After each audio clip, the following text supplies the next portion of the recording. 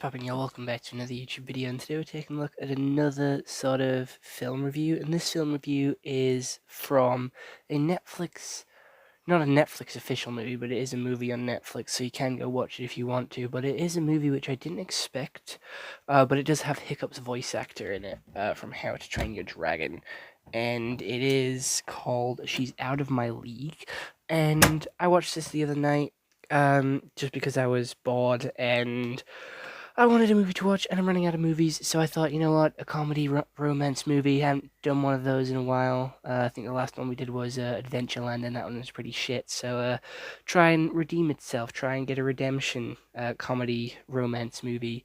And this was not a redemption. I'm going to be completely honest. This was not a redemption. This was just as bad as Adventureland.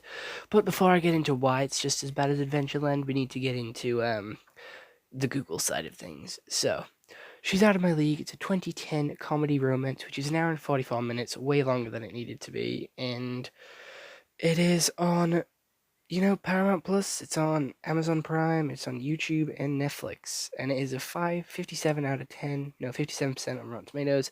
A 6.4 out of 10 on IMDb. And a 4.4 out of 5 on Amazon.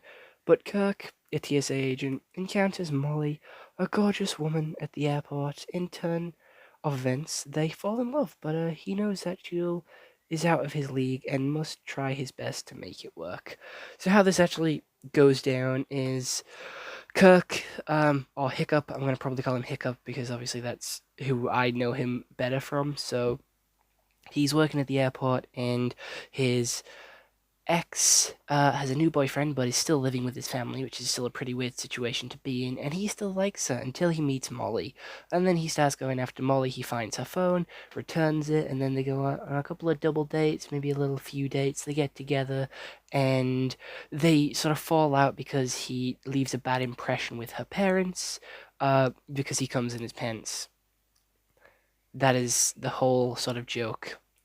It was funny, I will admit. I did giggle, I did laugh.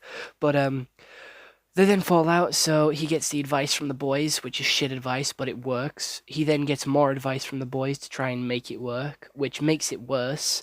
And they fall out again because obviously he thinks that she's too good for him, so he's constantly putting himself down, and that just creates her a bad situation, an awkward situation for everybody. So they end up breaking up, falling apart, and he gets back with his ex, which got jealous that he had a new girl and wanted to get back with him. However, he calls them all assholes, and then changes his mind with the help of his friend, and they get back together, and that's pretty much where the movie ends. It is basic, it is predictable, the jokes don't land, the jokes are very shit.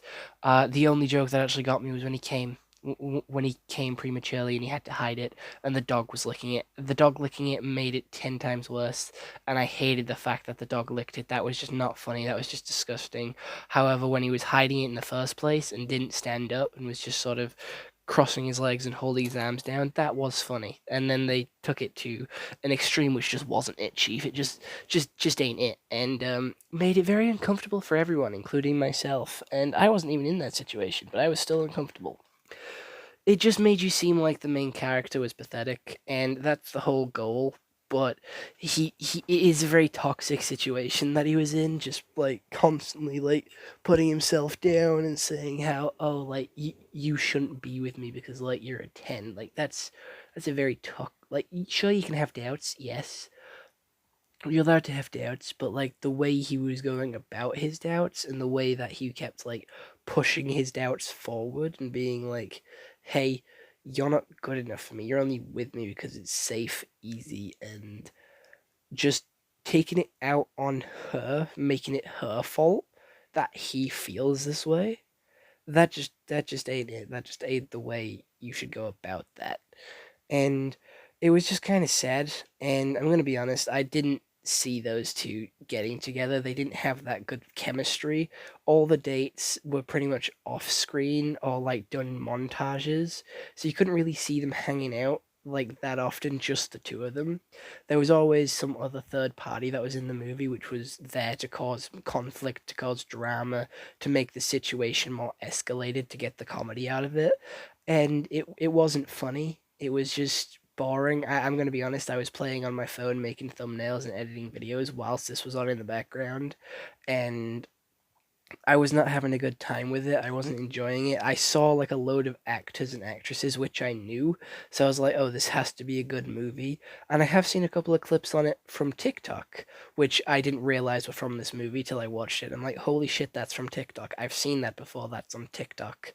And that always deeply upsets me when that happens because it just goes to show like TikTok is a driving force in the world, and TikTok's got everything on it, and TikTok is like draining all of our existence. Like TikTok is like the where all media goes, and like you can find anything on TikTok, and it's kind of sad seeing like sitting there and saying, "Oh, I saw that on TikTok."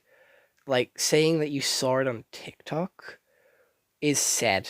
I I don't know. It's just sad, and you know it's sad saying that you saw it on TikTok.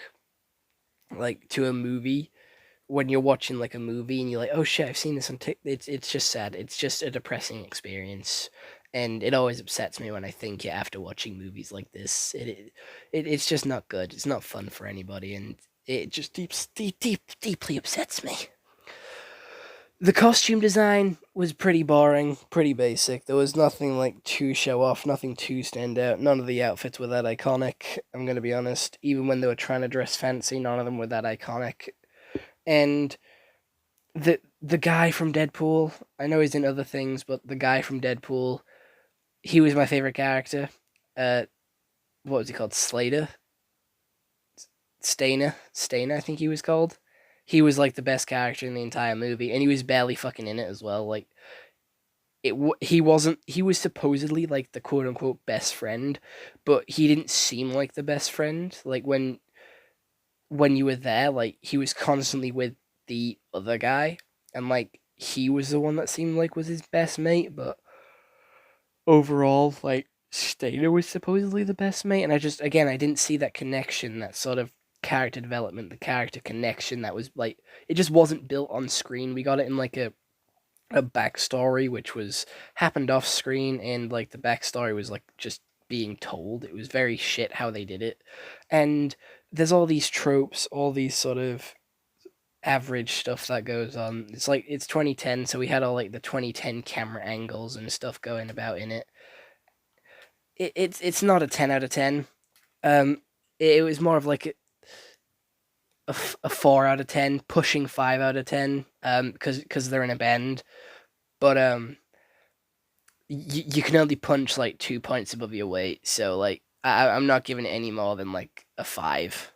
So if you want to go watch this movie, I've already told you where you can go find it, but I'm not going to recommend it to you. It's still your choice.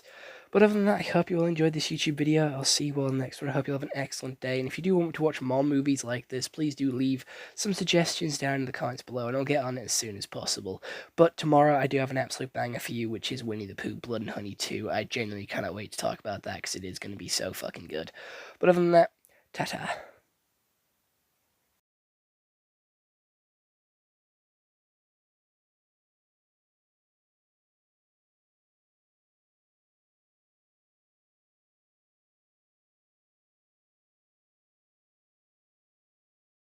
Why are we still here? Just to suffer.